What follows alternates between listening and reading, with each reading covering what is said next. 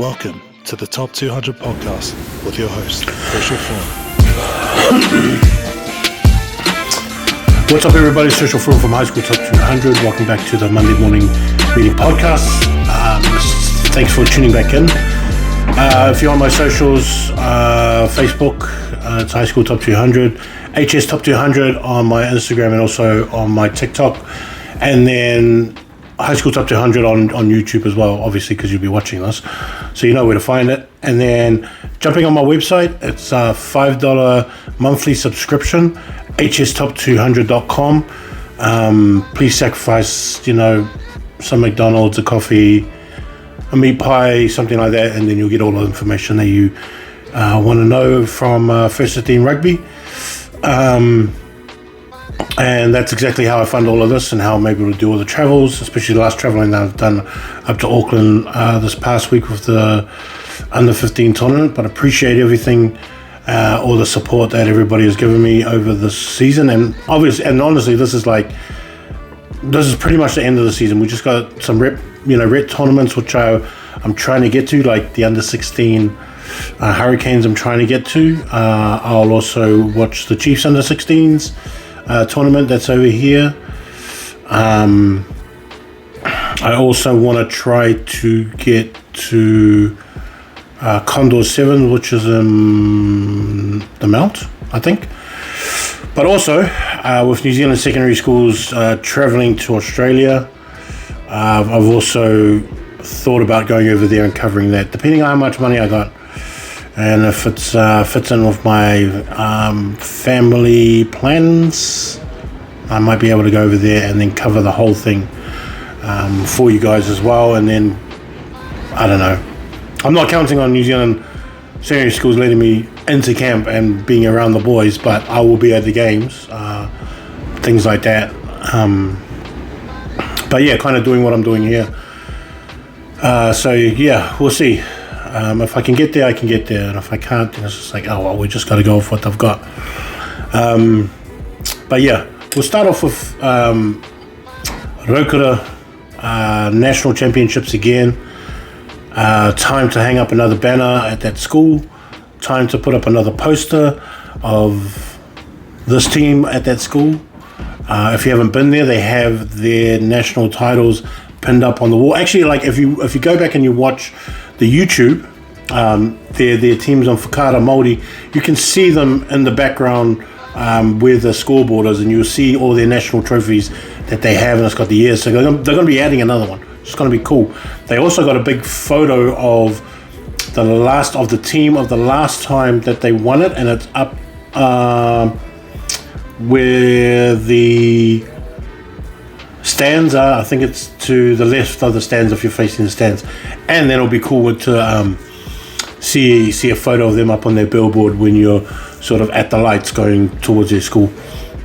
It's going to be real cool to see a new photo up there, a new target for the boys. And I think we've got to remember too is that this Rotorua team is actually really young. It's not an old team. A lot of these boys are pretty young players. Some of them, even that are young year 13s, could return if they wanted to. But they've got a bunch of year 12s in their team that are in real key positions and are key players in their team. Obviously, Tiaraki's like one of those. Essie is one of those. All these guys, like even Tyler's like one of those as well. So it's not like we can't see this team doing a back-to-back national championship. And if I was like a school with year 12 players with a good returning class, and I think you've got to understand that is your target, and they're also going to be a legitimate target the next year. Most teams aren't legitimate targets after they win a national championship and then have another team that's stacked up for another national championship. Rotorua is. Rotorua boys has got that team. So like anybody else that has a bunch of year 12s, that's your benchmark right there. Not because of national winners, is that the fact that they've got another team. And go and check out their second 15. Have a look at their final and their second 15. Have a look at that team. That team kind of just moves into that first And that team is pretty stacked as well, with a bunch of talents in there. And some of those guys, and like, there's an argument to be made that some of those guys in that second 15 probably should have been starting or either on the bench for that first 15. And they're all boys that are coming back. Full team is going to be stacked again. So this is not one of those things where like we're just going to see a one-off win. Then, you know, Rotorua could be good for the next 2 more years. And it's not hard to see why, with the setup of the program that they have. And Rotorua is like one of those schools too that they do really good in every single grade. Even their third 15s do really good. Under 16s is really good, but the under 15s is really good. Like, every team does really good. And there's only like a few schools around the country that do that. Christchurch Boys is one of them. Silverstream is one of them. Tauranga Boys is becoming that. Hamilton Boys is one of that.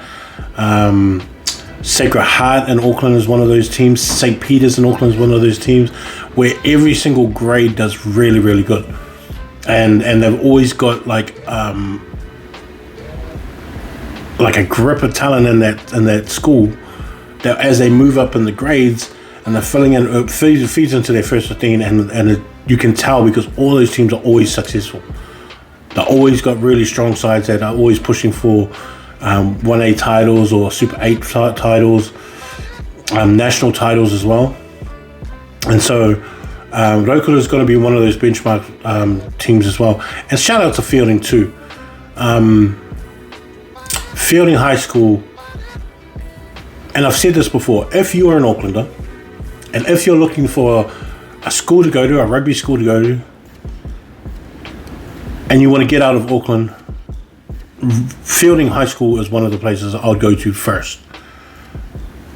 It's a good country school. They've got a good program that helps the boys to pay off fees, like doing farm work and stuff like that. You get out of that system, you're in a strong school that is academically strong as well as rugby strong, and they are noticed a lot by the Hurricanes as well. So going there, you have a real big chance of being selected for the Hurricanes under 18s. And so, like, if you're an Aucklander, you're year 11, year 12 this year, and you're looking for a school to go to, apply to Feilding High School. And Feilding High School is not a private school, so don't think that this is going to be like, oh, this is going to be so expensive. No. The worst thing is going to be your travel from Auckland to Feilding, which those people that don't know is outside of Palmerston. And I could say, you guys that don't know where Palmerston is, I'm not going to go that far. Go Google it. So, Feilding is one of those places that I would go to, I would pick first in terms of a rugby school that I would want to go to if I want to get out of my area. Even you guys from like Rotorua and stuff like that, if you want to change schools and you want to have a really good go at rugby and want to be a really good rugby school and you don't want to go down to the city, go up to Feilding. Go up to Feilding High School. Go up to Feilding and go in as a year 11, year 12, even as a year 13 if you're from like Rotorua or the Wairarapa or something like that. Whanganui, a lot of those kids go that way too. It's an awesome school to go to. And you can tell by the fact that every single year they have a strong rugby team. Every single year they have a strong program where have a lot of guys that get selected for Hurricanes under 18s. They always have at least one or two, for the most part, every single year that gets New Zealand secondary school selections. So to me, it's just like, that's like an easy pick for public school. Easy pick to go to is Feilding High School. And so all you Aucklanders that want to leave, go down there. All you Northlanders that want to leave Northland and you want to go down to a really good school, Feilding's the school to go to. I know it's a long way. I know that's a long trip. But they do everything for their parents to see all of your games. So even if the parents can't make it, they will send you guys the film. They'll send you guys, everything, all the information that you need to know and keep track of. So it's a really good school to go to. This school, like, even in this game, I knew the forward pack was going to be a problem for Feilding. It wasn't about the skill set, it was about the size. The size and the physicality of it really showed as the game went on. Yeah, it's cool that you got the Whakava brothers and Goodman as well. Rupenni's a great thing, but then Rotorua as a whole is just too big, too skillful, physical as hell all the time, and then it just runs down on your team. And that's pretty much what they did. And they did the same thing to Hamilton Boys as well, as that they stayed with the game being 33-5 down, and they still came back and won, and they just drilled it, gunned it all out, everything that, that's exactly what they did in this game. I thought Te Ariki had a really good game. Hunter had a great game. So did Cody again have a good game with Bronson. I thought they were really good as well. Solomone had a good game. Essie, always good. What's his name? McGarvey and Waititi had solid games. I thought they were really good too. And so, like, I wasn't too sure where Feilding was going to get it from. Obviously, we knew that James and Rupeni were going to be major X Factor players that break the line, that would, get into these situations where they could go one-on-one. And, like, even when Rupeni made that sort of break down the sideline and Tuku came in as a fullback, I like the fact that he looked at him and goes, well, he's massive, and I can't tackle him one-on-one around the chest or the waist, but I'm just going to go for one leg, pull him down one leg, and he did it. And that, if he had not made that tackle, this game would have been a lot different. It would have been so much more different if Tuku didn't make that tackle. And so there's there should be huge high fives around this dude and what he did for that game. Even kicking them out of danger, making sure that the ball never stayed within their half, and once they had that clearance to get out of there, they just got out of there.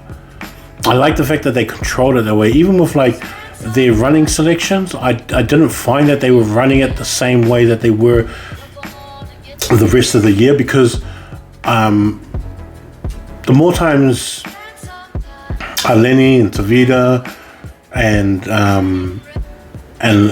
Luke Goodman took the ball up and they made their meters defensively, I thought Rotorua would come in, try and push up real fast, squeeze that out, put real pressure on the halfback. Like Kanye was getting,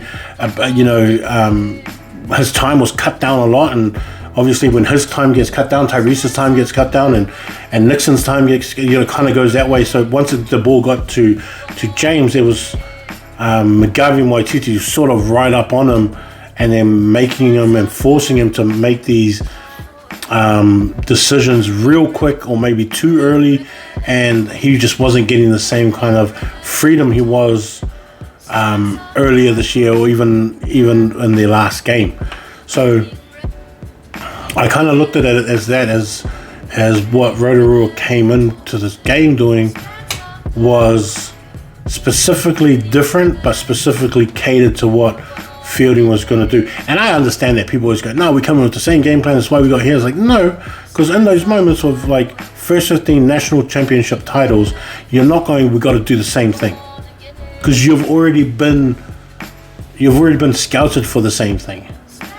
And it's silly to go into it thinking we can just do the same thing and we're going to win that way. It's like, no, you do a variation of the same thing, but you don't do exactly the same thing. Rotorua, to me, did a variation of the same thing that they did. But when they got running, it was so cool to watch. And even when Jake got the ball going in, and you'll see Bronson go in, and Te Ariki was, to me, this was Te Ariki's best game that I've seen. There was one earlier this year, can't remember what game it was, where I thought, man, this is the best game I've ever seen him play. This is actually the best game I've ever seen him play. And he was doing everything. And I don't even think he made a mistake either. And I think, personally, from this game, he booked himself a New Zealand secondary school jersey. That's what I think. I think that he booked himself into a New Zealand secondary school jersey based off what he has done in this game. For those that don't actually follow him, and for selectors that don't actually really know, because obviously it's different, and I will explain after and talk about New Zealand secondary schools. But to me, he booked his game, his jersey with this game, and the way that he led the boys I think the other thing as well that I've talked about is the fact that I've tried to tell everyone that when it comes to national titles, this chief area is not easy to get out of. It's not the easiest place to get out of, and we've got the most national titles within this chief region between Hamilton Boys, Rotorua and Wesley. And if you think about it, we won it last year too, with Hamilton Boys winning it. Now, if you think that your region is hard, we've got the most national titles in this region. This region is the hardest one to get out of. I don't care about Auckland, I don't care about the South Island or Hurricanes. It's like, if your teams in your area are not winning national titles, then it's not the hardest area to come out of. It's this one, the most prepared one. And I know that I'm saying it with this Chiefs thing right behind my head, but it's like, what are you going to argue with? What are you going to argue with? Auckland teams, what are you going to argue with? Because here's the thing, and Auckland have been trying to tell you. Told my dad the same thing. My dad's from Auckland. He's a proud Mags boy. Aucklanders have a goal of, let's win the 1A. When that happens, the boys switch off. They don't talk about national titles. Here's the thing though. Do the rest of the world talk about you guys 1A championships? No. South Africa doesn't care about your 1A championships. Australia doesn't care. England doesn't care. French rugby players, Japanese rugby players don't care. But they care about if you've won a national title. They care about that stuff. Auckland teams are the worst ones when it comes out to winning national titles. Auckland, apart from Kelson, to me, Kelson Boys really is the only school that thinks about national titles. They're the only school that really comes out and goes, oh no, we're going to win Auckland and then win the national title. Most coaches, most teams just go, we need to win that 1A. Big whoop, whatever. The rest of the country don't even care about your 1A title. You guys have got to change your mentality, because, you know, you tell the rest of the world, oh, but we won the 1A this year. It's like, oh, we don't care. Not even the guys over the bridge care that you guys won 1A. And I'm not making this a slight to King's College, but even though they were my number one team, and I still think that talent for talent, they're my number one team. They're just not national titles. They're not national title winners. You can't put them in that bracket of national title winners. And I think, and I don't actually know because I haven't asked any of the boys, but I think right now they're thinking, we should have been there. And instead of making that goal at the beginning of the year and carrying that thing through, like, we're going to be 1A champs, national champs. Instead of carrying that all the way through, because some boys switched off and they go, oh, our job's done, we're 1A champs. Nobody cares, brother. No one does. Westlake certainly didn't care. Did not care at all. Chiefs region is where it at. Local is now the national championship, and no one's ever going to remember the fact that King's College won the 1A. People might care more that they lost to Westlake. Might even be a bigger one. That might be the bigger memory. But local is going to be the one that's remembered, that any banner that shows up, national championships, it's going to have Rotorua Boys High 2025 national championships. So, like, I think that everybody has to look as, if you want to be a champion, be the champion of the country. Be a champion of everything. Don't just be the champion of your own competition. No one cares that you won the CNI competition. No one cares that you won the Super 8. So carry that through and then see what happens when you get to the real big boys. There's always big boys on big boys. That kind of thing. And I'm a big boy, I know. One thing I want to talk about too, and congratulations to Rotorua Boys on your national championship again. Massive deal.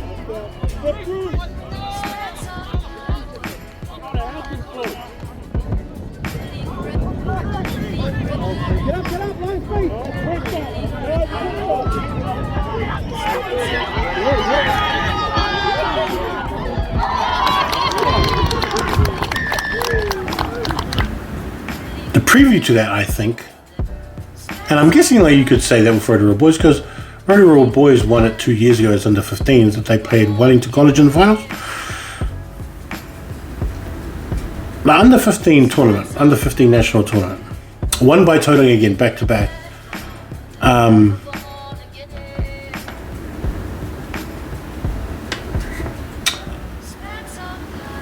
I think that there was a for the first thing, thank you to Wesley College for hosting it.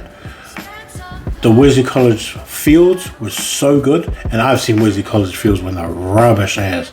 And that second field that played on, not the main field, that second field and all those that were there, that one there, that used to be terrible. I remember when it was so bad. And over those 4 days, where they had 2 games on there each single day, that held up real mean. It was such a good field to be on. And the weather held out, but just the organising of all of it, big shout out to Wesley College and what you guys did, and to Tauranga Rugby Club for also hosting the other games, and hosting it for all the boys. So that's the first thing. Second thing is that, like, after the first day,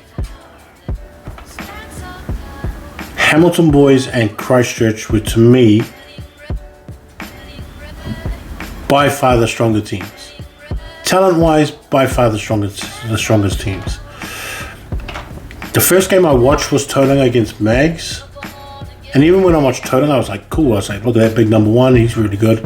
I really like him. I really like that lock. That number 4 was cool. Obviously, that number 8, I was like, look at what he can do. I really like the first 5 and second 5. Fullback was really cool. And I kind of looked at them. I was like, oh, yeah, that's cool. That's a pretty solid team. I looked at Mags. And I thought, far out that. I really like that number 8 and that number 6. They look really good. I was like, what's that number 2 doing on the side? Why is he at open side and not at hooker? Why is he wearing that jersey? I was like, maybe they'll change. Halfback's pretty tidy. Looked at the centre, looked at the first 5 centre fullback. I was like, far out, those guys are pretty mean. Didn't really think much about it. Then I saw Hamilton Boys play Wesley. And I was like, these guys have 5 monsters on their team. They've got a blondie kid at lock. They got 2 Fijians. They got this real stocky looking hooker.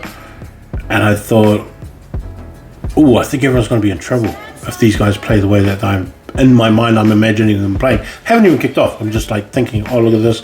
And I look at Wesley and I go, okay, same size. It looks cool. I saw like a number 4, number 8. The 2 props were really good size. Open side had his headgear on, had the green strip. I thought, far out, okay. Looked at the back line, looked at the centre. I was like, cool. Midfielders look tidy, and I looked at the fullback. I thought, far out, he looks like you. See what kind of speed and skill set he's got. See where he links up with his boys. And then the game started, and then Hamilton Boys just ripped into them. Hard for Wesley, but Hamilton Boys were just in there, just firing off, getting control of the game, control of the ball, finding space out wide. They had, real sharp halfback and really, really good first 5. The captain who was playing centre in that game, I think it was, just because his connections with both of his wingers and the fullback coming through, fullback scoring 2 tries. I was like, wow. Can't be a better team looking than this. Like, there can't be and I thought, okay then, cool. Saw St. Bede's, saw Hastings playing as well. Same thing. Look at it. Cool, tall as lock for Hastings Boys. I thought, I like that number 4. I like those 2 props. I was like, okay. I started looking around. I was like, that number 6 looks good. Number 8 looks pretty mean. Real sharp halfback who's, real stocky little fast. That's pretty cool. Then I went over to see Christchurch Boys. I thought the same thing. I looked at Christchurch Boys. I was like, shoot. Those 2 are the teams, I think. Really, really good lock. one of my favourite to watch was the lock, who's number 4, bushy hair, all that kind of stuff. So much work around the field. Number 8, who I looked at, I was like, shoot, that dude's going to be a problem, and even a year or two, he's going to be a problem. Looking at their number 8, looked at their winger, real tall number 11 kid. I was like, far out. These guys, I wonder if he's fast. Took off and he was fast. I was like, oh shoot. Then I saw a kid. I was like, shoot, that first fight's pretty sharp. Hey, looks familiar. Wasn't even concentrating on the name that's on his back. I was saying, oh, bloody hell, that's Sonny Bill McCann. He plays first 15. No wonder why he was just like, because he's still under 15s. Most schools, if you have an under 15 guy playing first 15, he's a young year 11, it's like, you're not going to give him a lot of time on the field. He's going to get hurt. It's unfair if you're playing a 14-year-old, playing a bunch of 18-year-olds, 17, 18, turning 18-year-olds. It's just not fair. I'm glad that Christchurch boys first 15 limited his time, because, you know, he could get hurt, and you don't want a young boy getting hurt like that. So I understood. But then when he played, I was like, oh shoot, I said, bro, Sonny Bill's going to, you know, Sonny's going to rip it up. Exactly what I thought, ripped it up. So far beyond everybody else. Looked at Napier, same thing. I looked at, you know, Palmy. I thought, look at that open side. I really like that dude. Looked at, you know, Grammar, who had some fire out. They had some firepower. Didn't fire off the way that I thought they would, but I knew that there was just a bunch of talent there. You know, I was kind of looking at everybody, and still had in my mind, shoot, I think it's still a Christchurch Hamilton boys. Now, Rotorua were there. Hamilton boys got away with that one. And I think that's kind of where it started. But for me, I think Hamilton boys not making the finals had nothing to do with but them. And it's not their fault, because I think they did what every young team does, that knows that they're really good, that knows that they have the best team, and that knows that they should be there. Ego gets a hold of you then. And like, you can only control ego, well, it's supposed to be. You're supposed to only be able to control ego with the experience of life, with the experience of many years of like going through in and outs of problems, and you know, this and that, and then you're just like, oh, it's my ego, I better check that. These boys don't know that stuff. This is the first time that they're going to have that reality check of, oh shoot, we still have to play these games. It's not just, the winning is not just going to come just because we've got 5 big monsters on our team, fast as backs, skillful as players, wingers that just won't quit and just got, you know, they just run for days. We still have to play the game, and we have to play it as a team. Rugby is all team based. Not, you don't, even if you had 4 players that were the best, they can't win a game just 4 players.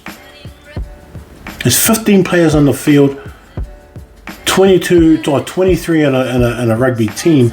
You need everybody to be on the same page. And it doesn't even start on that day. It starts on the training at the beginning of the week for the rest. It's like, that's when it starts. You cannot be an individual player and expect to win games if you're playing rugby. It just doesn't work, and it doesn't happen that way. Hamilton boys went through that. No doubt, I still believe that they are the best team if they played as a team. To me, they just didn't. They had too many individuals on that team, and they didn't talk to each other about it and go, we've got to put this ego aside and we have to be a team. And young boys just do that. Young boys just kind of like that. And there's like that pressure that you gotta show them how tough you are. You gotta show them how big and strong you are. You gotta show them that you're not gonna mess with me. But then it ends up turning into a yellow card, just because you have no experience of sort of like knowing how to control that kind of stuff. And it just happens to everybody. In this tournament, I feel like that's what happened to Hamilton boys. In my opinion, it's just that it just became an individual thing. And then when panic sets in, your game plan goes out the window. You only get older and then you figure out how to draw yourself back to your game plan. And sometimes it doesn't even happen. Like sometimes you get old enough and you still don't know how to do it. So there's only special players that can kind of do it and go, hey, everyone calm down. This is what we're doing for our next 2 sets. Let's just go through these rucks and then we'll figure it out as we go on. Sometimes people don't know how to do that. Even in the old age, some of them don't know how to do it. Some of them still they got that crazy brain and still want to try and run at guys to bump them off. It's like, that does nothing for our team, bro. Trying to smash someone out, trying to, it's just like, that does nothing for our team. You've just wasted yourself over there when we need you here because you're trying to prove how tough you are, or how big you are, or how not scared you are of somebody. All that kind of stuff doesn't it doesn't matter in the game of rugby. What matters is that when you have the ball, you execute as much as you can and protect that ball when you can. To me, that's kind of like the simplest way. You've got a game plan, do your best to execute it. When the ball goes to ground, keep it safe. That's kind of how I see rugby as in like the shortest term of it. This is like, keep the ball safe, execute as good as you can. That's it. Hamilton boys, on the other hand, so talented. And I look at that team, I think 4 year 11s is going to be in their first 15 next year. I can see 4 of those guys being in the first 15 next year. That's how good this team is. And we're talking about a Hamilton boys team that's probably returning, I think, 10 players this year from their first 15. I think 4 of those guys might take those spots because of how talented they are. Now, I still think that they're going to make it, but they also got to check their ego at the door too, because you're going to be playing with older guys and you got to go, okay, cool, I'm the year 11, I'll just sit back, I'll accept everything, draw it all in, and I'll just listen to what they tell me to do and I'll just go along with it. I'll learn it, I'll pick my times to be, myself throughout this year. Same thing with Tauranga. I see about 3 guys in Tauranga being in that first 15 next year. One guy was already in, like the halfback was already second 15 this past year, so I reckon he'll be moving up into that first 15 spot. Oh wait, hold on. No, but he'll be in the first 15. I still think the number 8 will probably be in that first 15. I could see the number 1 being in the first 15 as well. And I think that some of them can be real big changes. Like Tauranga's got a really good program going in the first 15 that has sort of rippled throughout all the rest of the teams, and what Aiden Kuka's doing there at Tauranga boys. And I can see this first 15, this under 15s with under 15s last year, a majority of those guys all moving into this with this winning attitude and this winning program, and to a coach who knows how to win and who gets along with his boys. I see that kind of stuff happening for Tauranga boys, and the attitude of Tauranga boys has changed a lot just within the last 5 years or so. And so I'm really keen to see what some of these under 15s to first 15 players are going to look like. Even with Christchurch boys, I think, well, Sonny's already in there anyway. I think maybe, I think 2 others besides Sonny. I think 2 others can make first 15, maybe 3. But I know Christchurch boys has a good returning team coming back next year, so they'll be alright as well. Rotorua will probably only have 1. I can see that prop making it from Rotorua. I think he would be a good addition to the first 15, even though I know that first 15 will be filled in by that second 15. But if I was coaching staff, I would add him to it. He's already got the size. He's got a really good motor on him. His fitness and his drive after contact is what I like a lot. He doesn't die with the ball. He's actually got a really good point of contact where, because he's so tall, even as a prop, he might be about 6'2", I think, something around there. But he will hit, make contact, drive a couple, roll off, turn his body. He would always do these little extra moves. The the Napier prop was the same, I think, as Tom Morris is the same, where he will make contact, not the heaviest guy, but he'll make contact, spin out a bit, push backwards a little bit, and then once he's getting ready to go to ground, he'll turn his body, put himself into position to be like an A-frame straight away, and then push the ball back through his legs. And like, just that kind of stuff is way above what under 15s is, and that guy Tom Morris was playing at that kind of level. Like, you saw it in the way that I like that Otago Hooker kind of played that same way, where he was already a little bit more knowledgeable. Even the 10 for Otago boys was kind of like that too, who I liked a lot. I could see them. The thing with Palmy, the one that Palmy that I really liked was that number 7.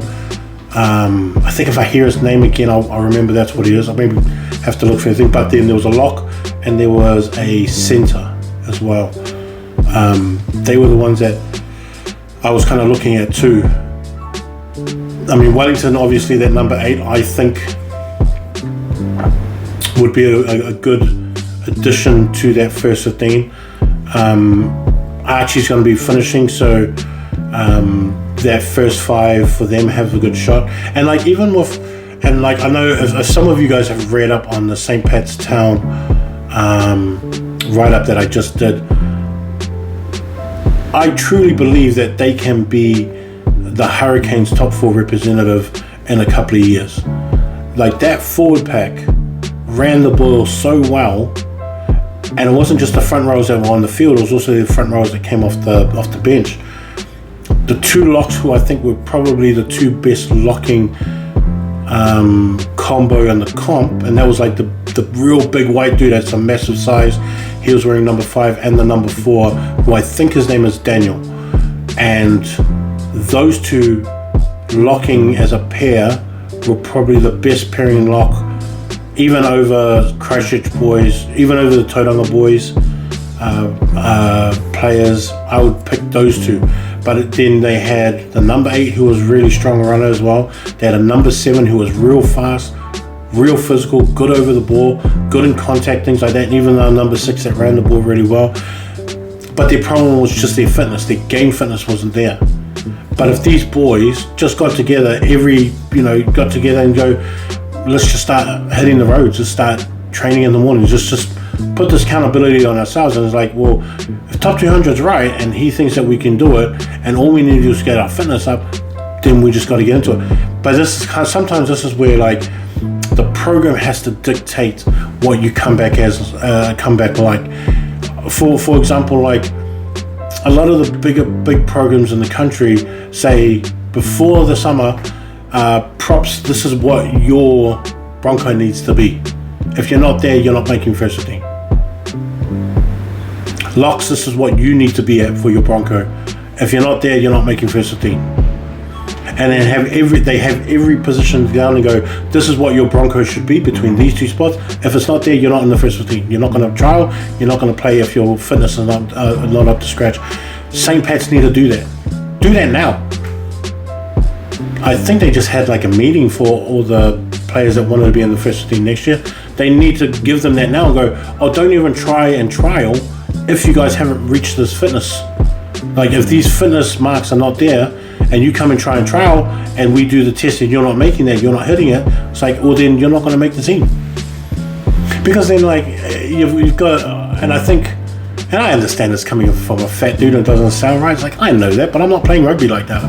I'm not playing right now. I'm not here to play rugby. I'm just here to tell you what they expect. Most teams around the country expect you to play 70 minutes, 100%. That's why Hamilton boys are so good. That's why Rotorua is so good. That's why Tauranga is so good. That's why King's so good, and Westlake's so good, and Feilding's so good, and Christchurch boys and Southland boys are all so good because their players are fit and they're fast. If you look at those Southland props, even like what's his name? He doesn't look like he's fit, but you watch him, he plays the whole game at 100%. That's what you want. It doesn't matter how big you are. It's like, well, can you do what you do damaging in the first 10 minutes of the game? Are you still doing that same damage from 60 minutes to 70 minutes? We want to know if you can do that. This St. Pat's side, the St. Pat's Town side at under 15s, if those guys got to the point where they were playing 100% for the whole game, they're going to damage a bunch of teams just with their ball runners and fitness behind them. Because in the 60th minute, you don't want to be tackling guys who are still running at 100% and that are big, massive dudes like them. They're big, massive dudes. Even the open side, who was a really, really good runner along with the number 8, if they're still running the same speed and with the same impact, in the 65th minute, you're going to be winning those close games. That's what I see when I look at that team. Then they got the pink headgear guy. Then at first 5, I really like their centres. There was one centre that was wearing 13, but there was another one, I think he was wearing number 23 or something like that. And he was really good out in the centres too. Kind of a bulky fellow, but he had speed. And then they had speed on the outside. Then they had speed at fullback. All that kind of stuff to me says that in a few years, as 16, 17, 18-year-old guys, that team can be a national championship side. But fitness is going to be number 1 on that list. And that's for every team. Fitness has got to be number 1 on that list. Now, even if you looked at the props from the national championship game, it's like they were all big, but they were all still playing at 100% at the end of that game. That's what you want. So to me, what I said, I still stand by it. I still think that team is so talented. Every single number 1 of those teams at St. Pat's Town is so talented. They just got to get their fitness right. That's all it is. They've got a couple of years to do it too. They don't have to do it, by December. But at least make that mark of where you're going to try and accomplish it. But I really like the under-15 tournament. I don't know where next year's one is. But, I always try and get to the under-15 national tournaments as well. So I think it might be down south somewhere, but I'll have a look and see if I can make it next year. I got the Whanganui Collegiate.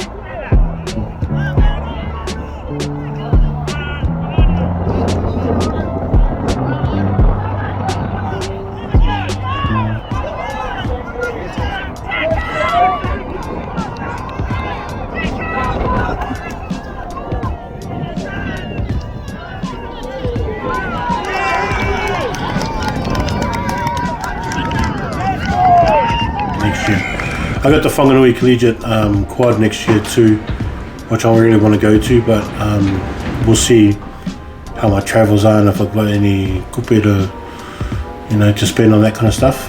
I thought that, and I've thought this before because I've already talked about it before, like some years ago, about having a real national championship title, something sort of set up like the guys, the first 15, because if you don't know, this national championship tournament that I went to, the same teams turn up every single year. So there's no criteria to make it. It's just like, if you're invited this year, if you came this year, then you can come back next year. And you can come back every year until you say, oh, we don't want to come back to it.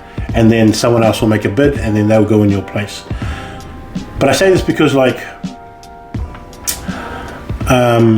St. Peter's won, the Hurricanes won.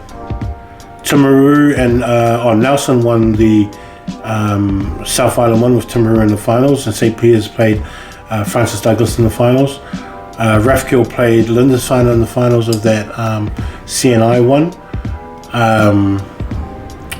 But there is a lot of teams that probably should be there, and I would still like to see King's College go there because King's College won Auckland Comp this year. I'd still like to see them in there. I'd still like to see Sacred Heart at these things more often. Timaru boys, Marlborough boys, King's High School, Southland boys, all these teams that are probably better than some of the teams that showed up. Silverstream usually have a really good under 15s, but they were beaten by St. Pat's Town twice this year, so I guess the right teams from Wellington showed up. But I feel like there is a need to change it. I think there's a need to have more of clarity of, I guess, what teams are coming and what teams deserve to be there and what teams have paid their dues to get there. So I don't know. I feel like there should be something done about that, and you know, I'm always keen to help out whoever wants to do it. And like I have my opinions, of course, as I do the stuff. I've gathered a lot of opinions and back it up with a lot of stuff that that goes on. But I would love to help try and build it up for whoever wants to do it. And but yeah, I think there has to be a change in it, and so that there's like a true under 15s national title.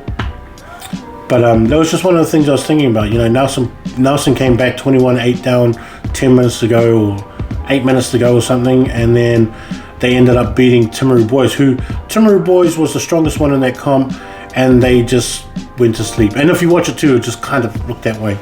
But Timaru had some really big, a lot of timber in that team, and Timaru Boys beat Otago Boys as well. So there's that kind of thing. Auckland Grammar and St. Peter's played in the finals of the Auckland against King's College. I think Sacred Heart was third. I think Auckland Grammar might have been fourth. Mags was like 6th or 7th or something like that.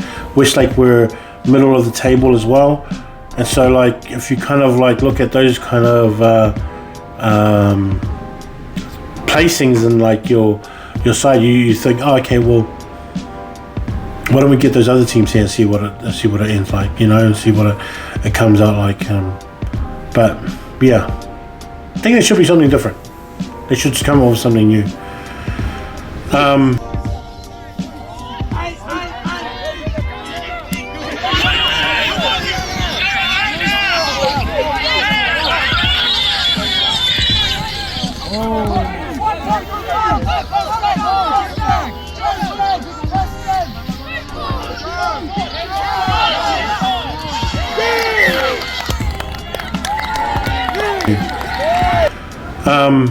I think everybody's looking forward to the New Zealand Secondary Schools selection now that the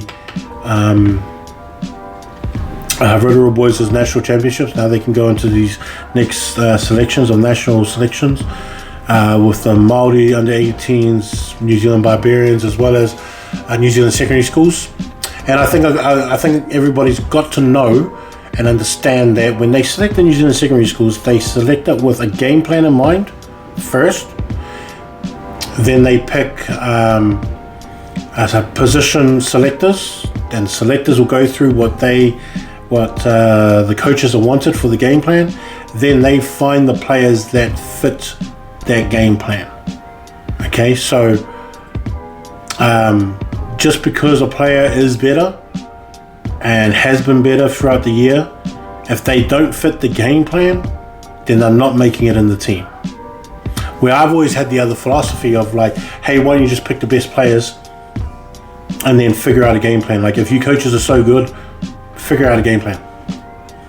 Watch all these guys play and go, this is what he does well, this is what he does well, this is what he does well.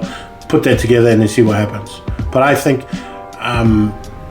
picking the best players as like a reward in the end for being the best player in your position or the second best player in your position, and you guys are all making the team together, that kind of stuff. So like, and it's hard too, because sometimes in competitions they'll go, this guy killed in the 1A, he was killing everyone but he didn't get selected, why is that? And then this guy's been ripping everybody up in the Super 8, why didn't he get selected, and why did this guy get selected? And like most of the time it's just like, it's got nothing to do with who's better or who's worse, it's who is better for the game plan that they already have selected. Can you do what they want him to do in this game plan? And so I've always had a problem with this, but this is just for you guys as the viewers and the guys that are new to this, and all you guys that are hoping to get selected. Like, remember that this is just New Zealand Secondary Schools. It's great to make it, it's a great accomplishment, but you still have under 19s and under 20s to go from here. And there's a lot of players that get selected for under 20s New Zealand that don't even make it into the New Zealand secondary schools. There's a big bloom and a big,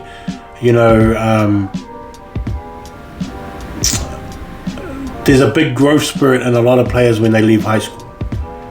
And sometimes you just click with club rugby and it just makes you a lot better. And then sometimes you just don't. There's a lot of New Zealand secondary school players that made New Zealand secondary schools and couldn't even go on to make the New Zealand under 20s. So just because you miss out, it's fine. It sucks, I know. It sucks, but it's also fine. You still have another shot. You still have another career. There's still your province under 19 to play. There's still that tournament to go to. There's still an under 20s tournament that you can get picked for to play in the Crusaders, the Highlanders, the Chiefs, the Blues, the Hurricanes, or that Barbarians team. And then when you leave school, you have 2 or 3 chances to make New Zealand under 20s. So whatever you miss out on in New Zealand secondary schools, just make sure you cry it out, because it is painful, it does hurt. So cry it out, get all those emotions out of you, and then have your sad moment, and then start working on goals for over the next 2 or 3 years. And have that be your goal too. Have that be your goal. I think the cool thing about being in under 20s age and New Zealand secondary schools is that when you leave school, you know who the next guys are coming through. And so you can check off the guys in your position and go, okay, he's really good at this. I need to make sure I stay ahead of him at this. I've got a bit more experience of him in terms of club experience and playing with older guys and older men. I'm used to all the hits and all the bruises and all the, icing up after the games, because, when you go from the forward pack of a high school team to a forward pack of, a senior clubs men's side, the skill set is not any different. And the pace may not even be even faster. But those hits hurt. And you struggle more with the hits rather than the pace of the game. You struggle more with the recovery of, oh, he just jabbed me in my ribs. This bloody hurts. And you just have to punch the ground, suck it up, and get up and look at the guy and go, I'm 18, but I'm going to come for you. That's kind of all you got. As a high school kid just leaving high school, going into club rugby, some guy's going to know who you are. Because remember, I've been doing this for 11 years now. There's guys out there that still follow my page that started the first year when I started high school top 200, and they are watching all these kids come through, and they're going, oh yeah, I know who this kid is because Herschel talked about it. Top 200 talked about this kid. I know where he's ranked. I know he's coming to that team. Oh, when he comes on, I'm going to show him what's up. And there's still guys like that. So you're going to get that treatment. All you can do is, like I said, punch the ground, hold your stomach, put your knees up in there, make sure you get you back to your breath. When you're ready, go back on, have a look at that guy and go, F you bro, I'm going to come for you. So we got time. Good luck to everyone that gets selected. Good luck to everyone that doesn't get selected. But there's always other chances. Failure is a part of life. Failure is every day. Just don't let it consume you. Don't let it build up walls that later on you can't even tear down, because it sucks. And I've done that to myself. And still doing it to myself to this day. And you learn to do better at it, but you don't really get over it. Just don't make sure it doesn't get too bad, because it's a hard road to climb. It's just one of those things. Just make sure it doesn't you don't let it consume your life and every decision that you make after that. It's not a great way to live. It really sucks. Ask your parents. They have wisdom in this stuff. We have goals. All we can do is do what we do best to try and achieve those goals. But at the end of the day, if it's left to somebody else's hand to try and tick off the box for that goal, that's all you have. Just be proud of what you've done. Be proud of what you do and what you've set out. And if you have to start your goals again, start them again. It's fine. It happens all the time. I'm Herschel Fraud. Love you all. Later, Bolt.